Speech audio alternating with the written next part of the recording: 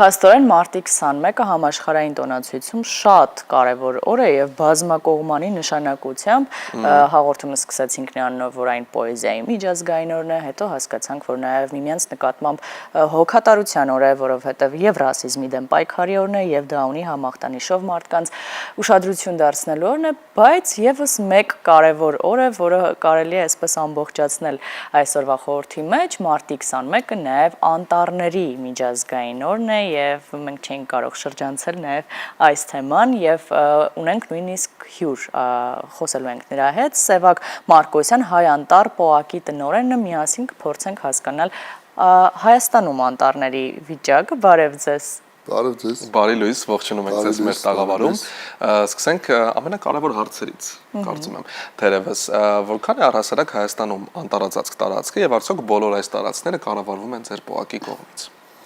Հայաստանի Հանրապետության ընդհանուր տարածքի մեջ շուրջ 700,000 հեկտար տարածքը զբաղեցնում են անտառային եւ բնության հատուկ պահպանվող տարածքների հողերը,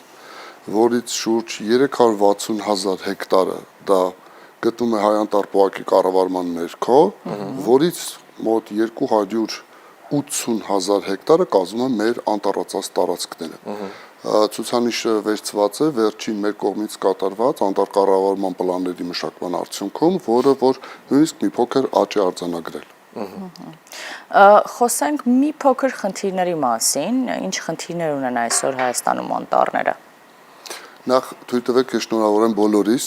այսօրվա այս գեղեցիկ օրվա կապակցությամբ նշենք, որ դեռևս 2012 թվականին ՄԱԿ-ի ասամբլեայի հռչակագրի հիման վրա հաստատվել է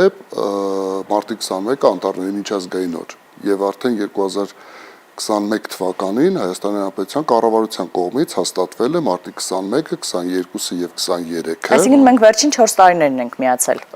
Մենք մինչ այդ էլ միացած ենք եղել, ուղղակի արդեն մեր կառավարությունը որպես պաշտոնական տարբերակով ընդունել եւ հաստատել, որ մարտի 21-ը պետք է ճանաչվի անտառագետի միջազգային անտառագետի օր, մարտի 22-ը ջրաբանի, մարտի 23-ը երկրաբանի, այսինքն այն 3 կարևոր ոլորտները, որոնք որ ներառվում են շրջակա միջավայրի պահպանության գործունեության։ Ջուրը, օդը, որը որ մեզ ապահովում են անտառները եւ հողը։ Ամենակարևոր։ Վերադառնանք մեր անտառներին կոնկրետ եւ դրանցում արկա խնդիրներին, ինչ խնդիրներ ունենք այսօր։ Անտառների մասով խնդիրները մշտապես են, շատ են, բայց իմ կարծիքով ամենակարևորն այս պահին գլոբալ տաքացման հետևանքներն են, որոնք որ մեզ մոտ եւս նկատելի են։ Այո, մեզ մոտ եւս նկատելի են, բերում են անապատացման եւ մեր ամբողջ աշխարհի ուժը եռանդը կարելի այս պահին ուղղված է դեպի անապատացման դեմ գործողություններին եւ դրանից էլ դուրս չենք մնացել նաեւ մենք Հայաստանի Հանրապետությունը, որի շրջանակում արդեն ունենք ընդունած միջնաժամկետ եւ երկարաժամկետ պարտավորություններ Հայաստանի անտառածածկ տարածքի ավելացման, որի շրջանակում էլ իրականացնում ենք ինչպես պետական ֆինանսավորմամբ անտառպատման, անտառվերականգնման աշխատանքներ, այնպես էլ միջազգային բնապահպանական կազմակերպությունների հետ նաև նրանց ֆինանսավորմամբ իրականացվում են աշխատանքներ։ Այս գեղեցիկ կնես, Դավիթ, գեղեցիկ եղևնիներն ու սոճիները, եթե չեմ սխալվում, հա, ինչ խորհրդով են հայտնվել մեր տաղավարում։ Այս սոճինիները սա մեր կողմից արտադրված փակ արմատային համակարգով սովորական սոճինի ծառատեսակն է, որը որ նաև Հայաստանի Հանրապետության անտառային տարածքում կազմում է գլխավոր ծառատեսակներից մեկը։ Սա մենք աճեցրել ենք մեր 2024-25 թվականի արդեն ծառատունկներին օգտագործելու համար եւ սա ուղղակի խորհրդանշական բերել ենք նաև ձեզ նվեր, այո, նաև մեր տարածքներում կանաչապատ անտառածածկ տարածք ավելացնելու համար։ Մյուս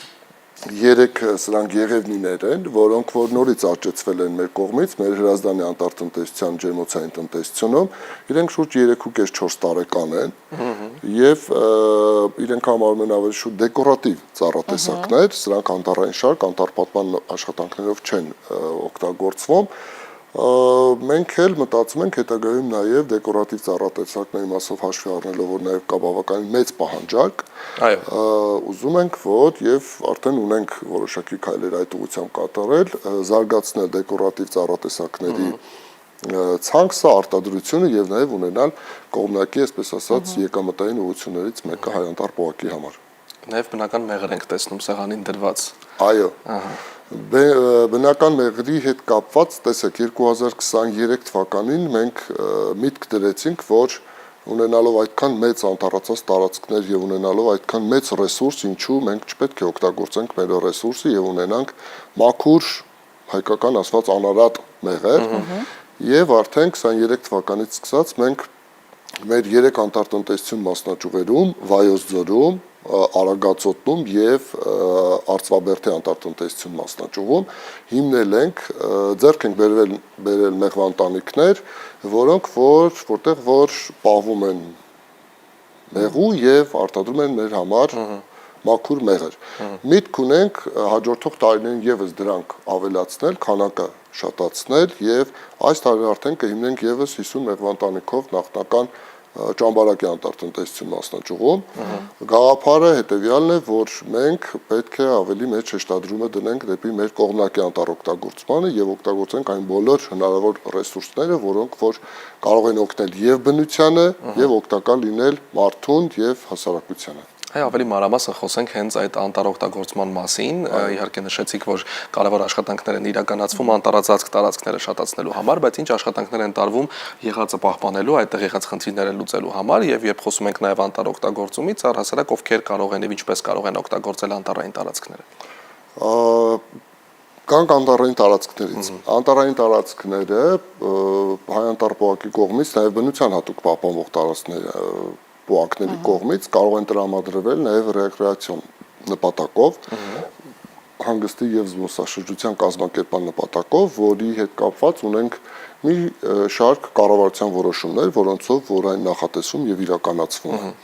Մեր դեպքում մեր դիմումատուները կարող են ներկայացնել ուսումնասիրություն կատարել, ներկայացնել դիմումներ, մեր կողմից կուսումնասիրվի վերջնական հաստատման դեպքում բաց մրցութային ընթացակարգով յուրաքանչյուր ներդրող դիմումատու կարող է ներկայացնել իր ներդրումային ծրագիրը, որը որ ամենակարևոր բաղադրիչն է այդ գործընթացի, եւ միջգերատեսչական հանձնաժողովը ինքը գնահատում է յուրաքանչյուրի ներկայացրած փաթեթը, հայտը, եւ դրա արդյունքում գնահատում յուրաքանչյուրին։ Առավելագույն բալեր ստացած դիմումատուն ճանաչում է հաղթող եւ նրա հետ կնքվում է հետագայում արդեն վարձակալության պայմանագիր, օրենքով սահմանված կարգով, չափով, ժամկետներում եւ արդեն նա կարող է իրականացնել իր գործունեությունը այն ինչ որ ի սկզբանե նա դիտարկել էր։ Այո։ Իսկ թափուկ վառելափայտի օգտագործումը նույն կարգով է իրականացվում։ Թափուկ վառելափայտի տրամադրումը իրականացվում է նորից կառավարության որոշումներով սահմանված կարգով, նախատեսվում է, որ անտառամերձ ազգաբնակչությանը կարող է տրամադրվել մինչև 8 խորանարդ մետր թափուկ վառելափայտ։ Կառավարության որոշումը սահմանում է, որ երկու նախարարների հրաման պետք է ունենանք, որը որ պետք է սահմանի այն համայնքների ցանկը, որ համայնքի բնակիչը կարող է օգտվել այդ արտոնությունից, որովհետև դա տրամադրվում է անվճար, նաև հայ անտառ պողակն էլ ազատվում է դրագծով հարկային պարտավորություններից։ Եվ այդ համատեքստում հայ անտառ պողակը իրականացնում է դրա տրամադրումը մեր ազգաբնակչությանը։ Նախորդ տարի 2024 թվականին հայ անտառ պողակի կողմից տրամադրվել է շուրջ 7500 շահառուի մոտ 41800 խորանարդ մետր թափուկ վառելափայտ, որը որ բավականին մեծ ծավալ է, մեծ պաշար է եւ մենք կատարում ենք մեր արժեվ դրված, այսպես ասած, շատ կարևոր խնդիրը, օգնելով նաեւ մեր սոցիալապես անապահով ազգաբնակչությանը։ Թեև նշեմ, որ այստեղ թափուկի ծավալների մասով մենք արդեն որոշակի խնդիրներ ունենք, որովհետև շուրջ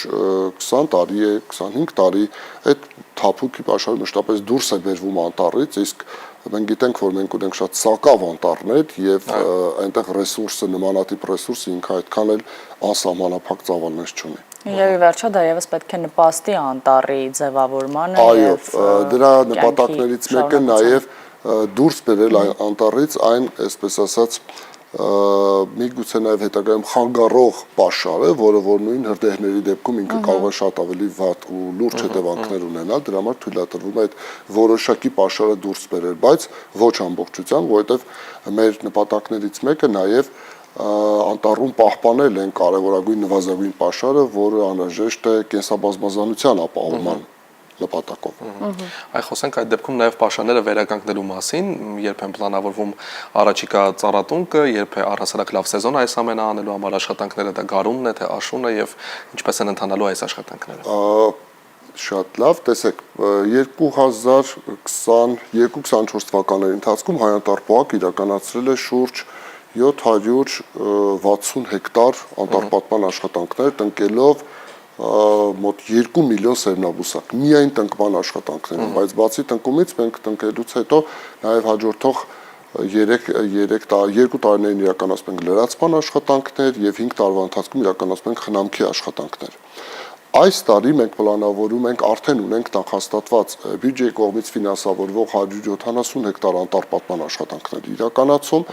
եւ ունենք նաեւ միջազգային դոնոր ընկերությունների հետ նախնական քննարկումներ, որով որ պլանավորում են շուրջ 550 հեկտարի անտառպատման եւ անտառ վերականգնման աշխատանքներ իրականացում։ Թափուկ վառելափայտի մասին խոսեցինք, կարգահասկացանք, այս տարվա անտառների օրը նշվում է անտառներ եւ սնունդ կարգախոսով, հետաքրքիր Հայաստանի անտառների սնունդը ովքեր եւ ինչպես կարող են օգտագործել։ Այս պայմանությամբ Հայաստանում գտնվող մեր անտառներում բավականին մեծ սննդի պաշար կա եւ նաեւ կարգախոսն են անտառներ եւ սնունդ, սրանով կարծես նորից բերում է ուշադրությունը, որ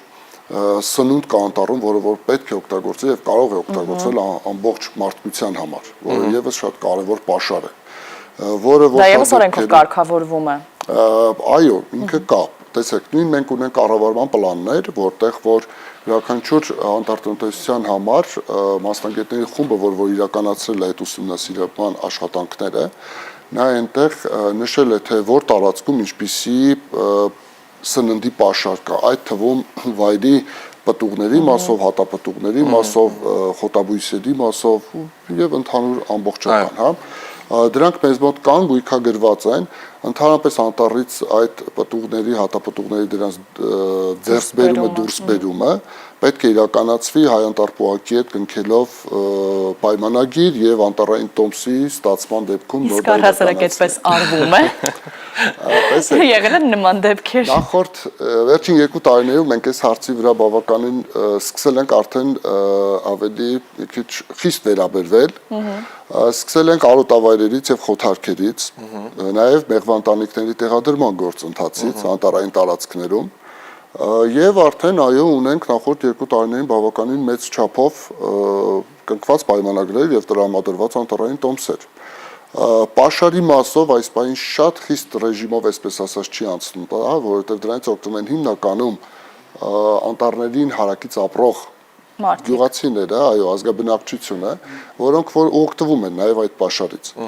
Բայց իրական տարբերակում դրանք այո բոլորը պետք է ստանան անտառային տոմսեր, կատարեն համապատասխան վճարում, նոր ձեռք բերեն։ Բայց մենք սրան դիտարկում ենք նաեւ փորձում ենք դիտարկել մյուս տեսանկյունից։ Մենք մտածում ենք, որ մենք պետք է ունենանք մեր վերամշակման արտադրամասերը եւ մենք որպես կազմակերպություն, որպես կառավարող մարմին, մենք պետք է իրականացնենք դրանց հավաքումը, դուրսբերումը, վերամշակումը եւ այո շուկայում իրացումը։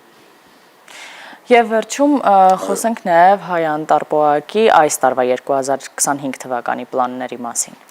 2025 թվականը մենք նախասեմ, որ 2023-24-ն էլ բավականին բարձր ցուցանիշներով ենք փակել եւ պլանավորում ենք 2025-ը եւս ապահովել նախ ստացված ստանձնած պարտավորությունների 100%-անոց ապահովում եւ նաեւ ապահովելով նվազագույնը 10% աճ հաջորդ տարվա ցուցանիշների։